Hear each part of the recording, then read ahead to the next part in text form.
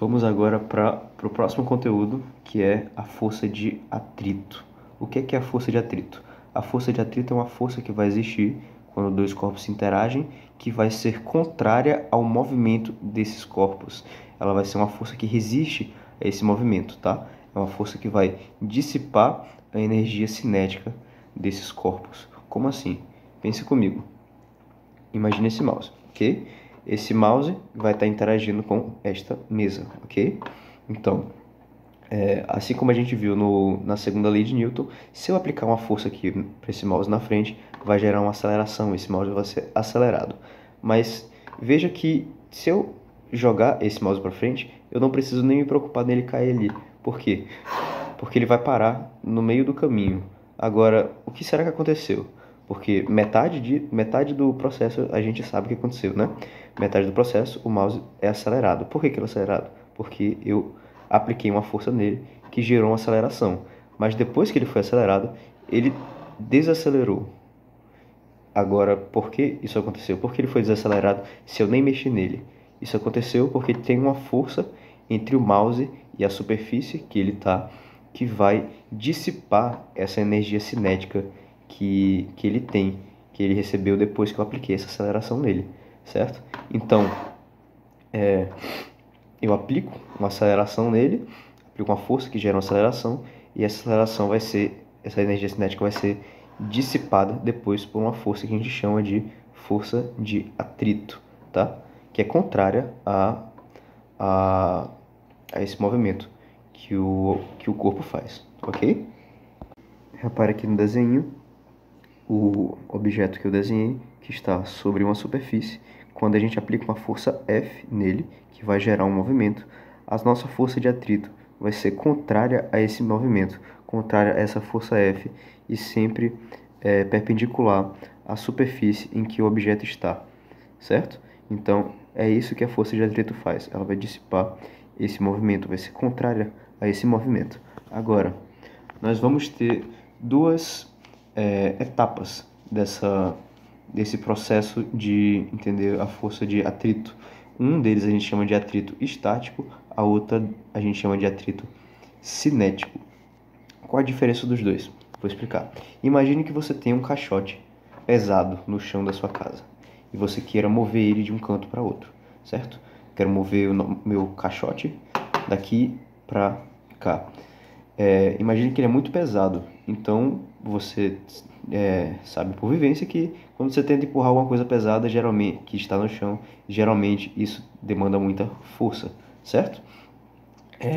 Perceba que quando você empurra algo que é muito pesado, geralmente ela não se mexe. Por quê? Porque tem uma força de atrito que entre ele e o chão que está contrário a esse movimento que você faz, essa força que você aplica, certo? Então, a gente aplica uma força F aqui e temos uma força de atrito voltando e impedindo que esse objeto se mova. Enquanto esse objeto não se move, a gente chama isso de atrito estático, porque está acontecendo força de atrito aqui. Quando eu estou empurrando o objeto, ele não se mexe, nós temos força de atrito agindo sobre esse objeto, mas ele não se mexe, ele fica em estado de repouso. E por isso a gente chama ele de atrito estático. Agora, o seu caixão pesado, você viu que você aplica uma força, ele não se mexeu, você vai fazer o quê? Você vai tentar de novo aplicando uma força maior, certo? Então, você vem aplicando força nele, aplica mais força, vai indo mais forte, mais forte, até que chega um momento que você consegue mexer esse caixote e gerar uma aceleração nele, certo? A partir desse momento, quando ele passa a se mexer, ainda acontece uma força de atrito entre ele e o chão, porém, como ele está em movimento agora, a gente chama essa força de atrito cinético. Tem uma pequena diferença entre as duas, que uma coisa interessante de se notar é que a força de atrito estático vai ser sempre maior, geralmente vai ser sempre maior do que a força de atrito cinético. Como assim? Vejamos aqui no gráfico que eu fiz, certo? Em Y a gente vai ter o módulo da força de atrito e em X a gente vai ter o tempo, certo? Imagine, vamos ver aqui a força que a gente aplicou no...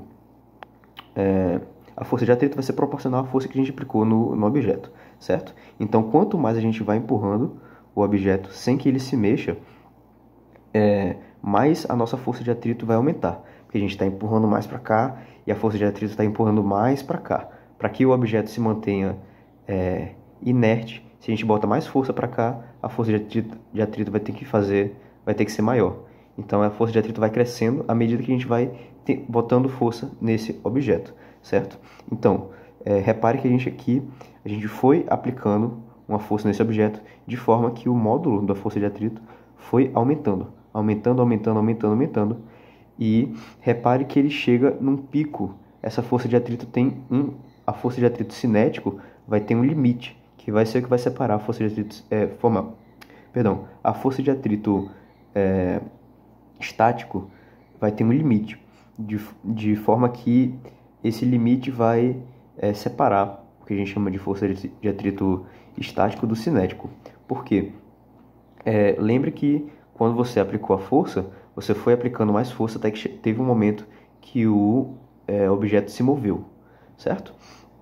Então, a gente foi aplicando mais força e a força de atrito foi aumentando, até que chegou nesse limite. Esse limite é quando o objeto começa a se mover, ok? Então, a nossa força de atrito estático vai ter sempre um ponto máximo que vai ser maior do que a força de atrito depois do que ele inicia esse movimento. Depois que você inicia o movimento, note que a força de atrito diminui, porque você já está com ele em movimento, você já tem uma aceleração. Uma coisa interessante de se notar é que quando você empurra, que ele sai da inércia, né, que ele sai do nosso ponto de atrito estático e passa no atrito cinético, ele acaba indo mais rápido, ele acaba acelerando. Portanto, ele acaba acelerando justamente porque a nossa força de atrito diminui agora que ele está em movimento. Portanto, se você quisesse mover um objeto, tirar ele da inércia, né, tirar ele da força de atrito estático e para a força de atrito cinética e deixar ele em movimento uniforme, você teria que diminuir a força que você fez depois que ele começou a se mover, porque como a força de atrito cinética é menor, depois que ele começa a se mover, se você não botar uma força menor, ele vai começar a ser acelerado cada vez mais. Ok, vamos então para as 3 propriedades do atrito. Ok?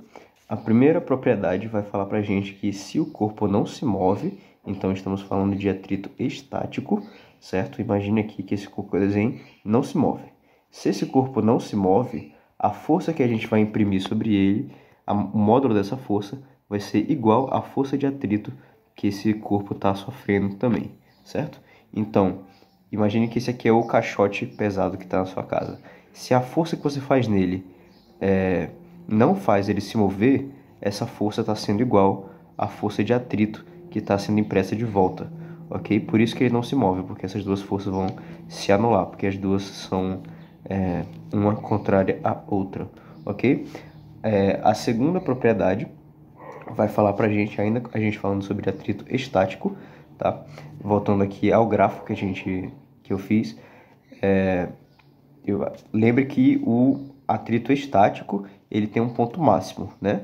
Esse ponto máximo, essa segunda propriedade vai falar pra gente que a gente consegue calcular qual é esse ponto máximo e com essa formulazinha aqui, que vai ser força de atrito máxima, né? Força de atrito estática máxima vai ser igual a μ, que é o coeficiente do atrito estático da superfície, que esse corpo está, vezes o módulo da força normal que está agindo nesse corpo, ok? Agora, vamos lá para a força de atrito cinética. Quando esse corpo começa a se mover, certo? Aqui a gente vai empurrando, até que chega um ponto que a gente passa dessa força de atrito estática máxima, ele começa a se mover, certo? Nesse tempo t. Se ele começa a se mover, a gente consegue definir o módulo da nossa força de atrito com essa com essa formulazinha, certo? Então, FAT, que é o módulo da força de atrito cinética, agora, já que a gente está falando do corpo que está se movendo, vai ser igual a μ, que agora é o coeficiente de atrito cinético, certo? Multiplicado pelo cinético. A gente tá falando do corpo quando está se movendo. Então, agora o coeficiente de atrito cinético multiplicado pela força normal exercida naquele corpo.